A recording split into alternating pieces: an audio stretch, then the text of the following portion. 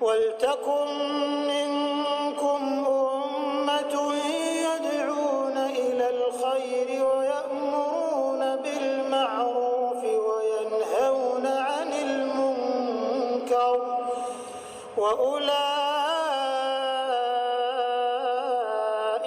هُمُ الْمُفْلِحُونَ. Ketika seseorang hendak bersikap konsisten, tiba-tiba ia merasakan suatu perpindahan dalam hidupnya, di mana pada masa lalu ia hidup dengan penuh maksiat kepada Rabb-Nya, dipermainkan syaitan dan penuh keguncangan dalam hidupnya. Kemudian ia berpindah menuju kestabilan rohani dan ketentraman. Di sini ia menemukan perbedaan yang amat jauh antara kehidupan masa lalu dengan kehidupannya sekarang. Akan tetapi pada masa-masa tertentu dia teringat pada masa lalunya, sahabat-sahabat masa lalu, dan berbagai perilakunya bersama mereka. Kemudian ia melepaskan tali kekang fikirannya untuk menelusuri masa lalu pada ingatannya. Sikapnya yang semacam itu secara tidak langsung telah memberi peluang kepada syaitan untuk melancarkan serangan tipu daya serta bermain dengannya. Hingga ia berfikir untuk kembali kepada masa lalunya dan kemudian kembali kepada teman-teman lamanya. Teman-teman masa lalu itu pun menggerogoti benih-benih keimanan yang baru bersemi dan kebersihan jiwanya dari dalam hatinya. Sebagaimana dikatakan bahwa teman itu adalah penggerogot atau perampas. Ya, ada paragraf lain tapi saya jelaskan dulu di sini. Jadi teman-teman, kalau antum sudah hijrah, berpindah dari satu keadaan yang buruk jauh dari agama kepada keadaan yang lebih baik. Tadinya tidak berhijab, sekarang berhijab. Tadinya tidak sholat, sekarang sholat. Tadinya tidak puasa, sekarang puasa. Tadinya tidak sedekah, sekarang sedekah. Tadinya tidak tahu baca Quran, sekarang sudah belajar baca Quran. Ya. Terus begitu masa transisi. Yang perlu difahami di sini adalah, setelah Anda masa transisi itu, harus Anda terus berdoa kepada Allah SWT agar diistiqomahkan. Di antara dalam ayat Quran disebutkan, doa yang masyhur, Rabbana la tuzigh qulubana ba'da idh hadaitana wa hab lana min ladunka rahmah innaka antal wahhab. Rabbana la tuzigh qulubana, ya Allah jangan sampai kau alihkan hati kami lagi. Ba'da idh hadaitana, setelah kau berikan kami petunjuk. Wa hab lana min ladunka rahmah, dan berikanlah kami dari sisimu kasih sayangmu, rahmatmu, rezekimu. Ya. Innaka antal wahhab, sungguhnya kau zat maha pemberi. Ya, gitu. Jadi ini diantara kita minta agar hati kita tidak berpaling. Juga Nabi SAW mengajarkan doa, Allahumma habbib ilaina iman. Ya Allah cintakanlah iman itu dalam diri kami. وَزَيِّنْهُ فِي قُلُوبِنَا, dan hiasilah di dalam hati kami. وَكَرِّهْ إِلَيْنَا الْكُفْرَ وَالْفُسُوقَ وَالْإِصْيَانَ, dan buatlah kami benci terhadap kekufuran.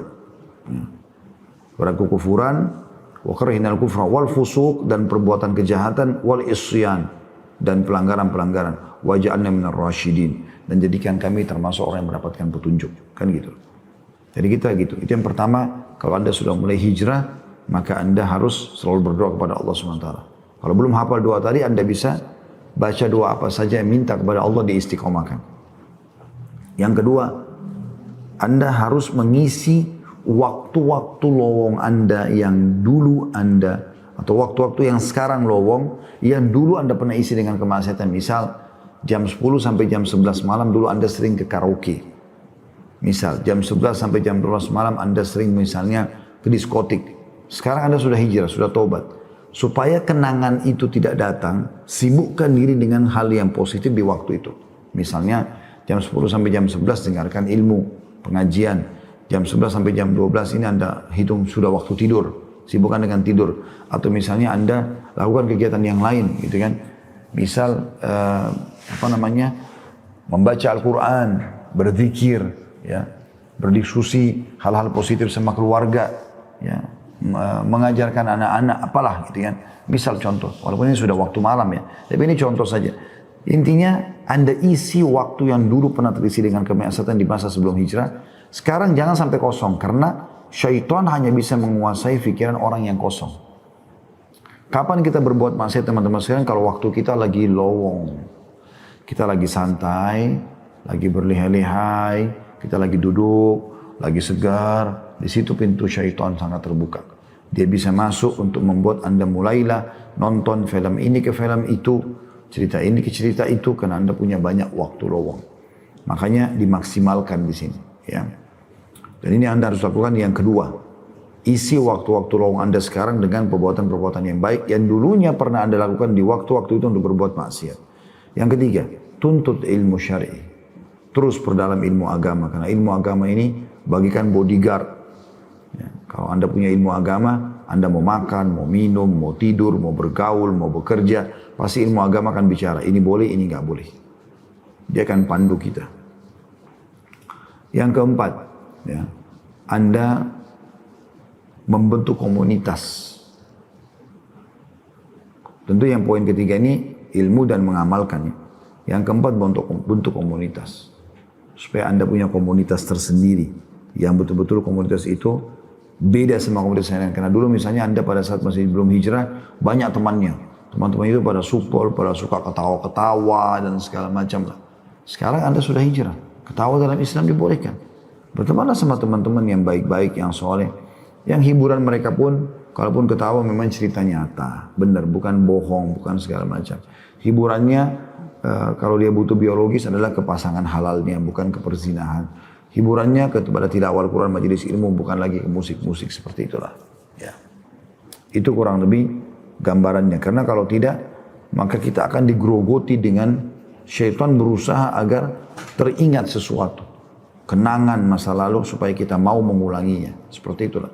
Nah, ini berbahaya sekali. Ini berbahaya karena ini akan menyesatkan seseorang. Gitu kan. Akan membuat dia terjerumus dalam kesalahan-kesalahan. Kata beliau, maka saat itu ia sedang hidup antara dua arus yang saling tarik-menarik. Arus ketaatan dan arus kemaksiatan. Ya, kalau kapan dia mulai kebayang masa lalunya, ya, kemudian dia coba ya, membuka. Ya, tadi dikatakan di sini bahasanya bagus, tali kekang pikirannya. Dia biarkan terus mengenang masa lalunya yang buruk ini. Kemudian lebih jauh lagi syaitan mulai mengingatkan, oh rupanya nomor teleponnya si fulan masih ada. Rupanya si fulan masih ada. Mulai dia bilang, apa kabar? Assalamualaikum, apalah. Mulai tegur sapa lagi sama teman-teman buruknya. Pada saat itu mereka akan menghancurkan semua bibit-bibit tanaman iman dalam hati Anda yang sedang bersemi. Mereka pasti dengan satu dua kisah, ketemu yuk, ayo gini-gini. Misal, begitu Anda ketemu, udah selesai urusan. Pasti syaitan akan mendukung, dari syaitan jin akan mendukung syaitan-syaitan manusia ini untuk menghancurkan semua bibit itu. Mereka akan taruh racun, maka matilah semua.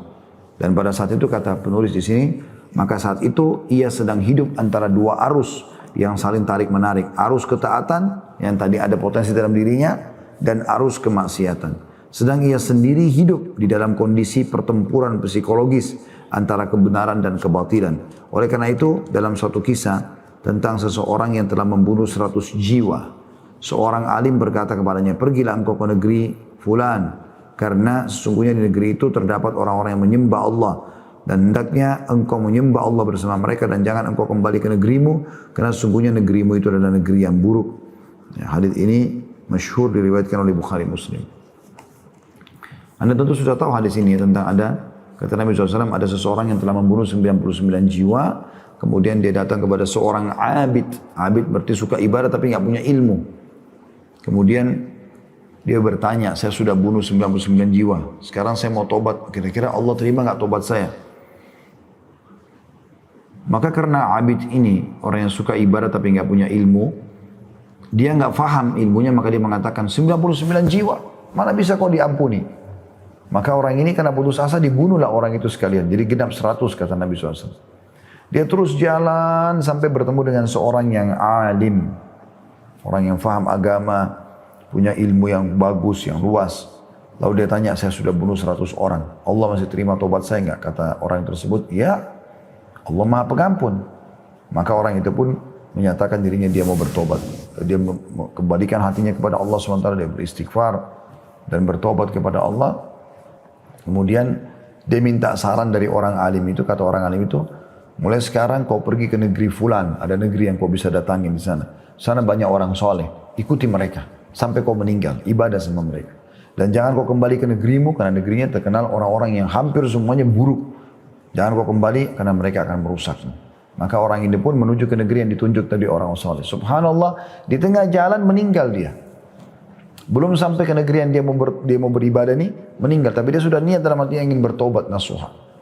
Dia tinggal mau perbaikin sekarang ibadahnya, mau belajar di sana.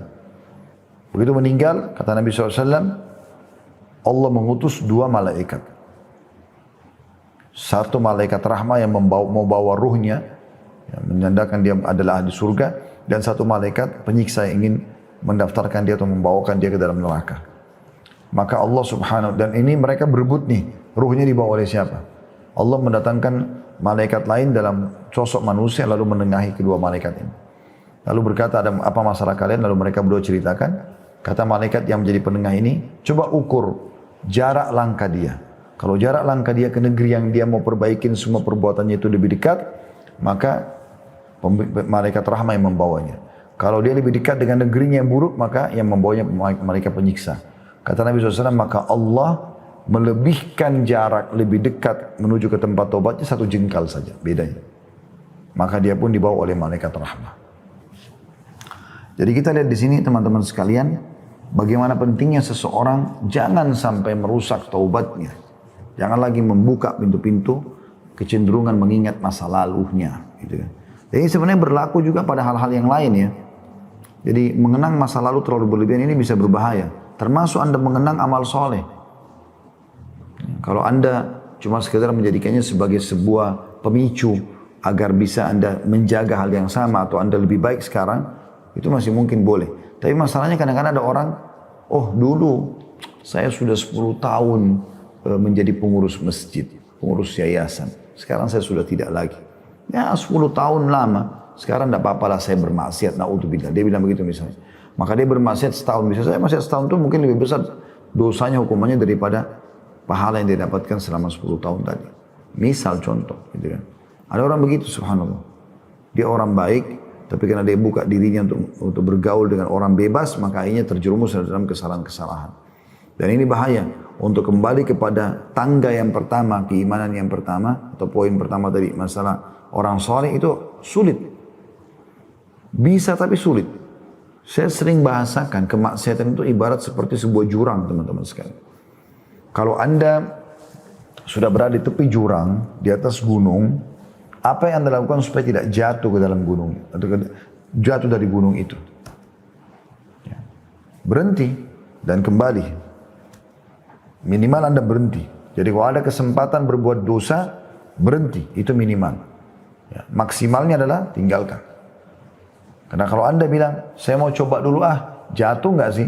Kakinya coba-coba di lereng gunung itu, maka dia bisa jatuh. Dan pada saat dia jatuh, terguling-guling ke bawah, untuk kembali lagi ke atas butuh upaya yang sangat luar biasa.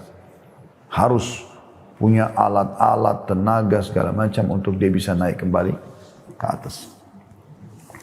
Para ulama berkata, sepatutnya orang yang telah bertobat untuk memisahkan diri dari keadaan-keadaan yang biasa ia lakukan di masa maksiat, serta berpaling secara menyeluruh dari semua itu, dan menyibukkan diri pada hal-hal lain yang mendukung sikap konsistennya. Ini adalah poin penting yang harus diperhatikan, sebab syaitan selalu berusaha untuk melakukan tipu dayanya terhadap mereka yang telah bertaubat, agar kembali kepada sahabat-sahabat lamanya dengan alasan mengajak mereka untuk kembali kepada Allah. Sementara ia belum memiliki keteguhan dalam menerima petunjuk, dia sendiri masih lemah imannya.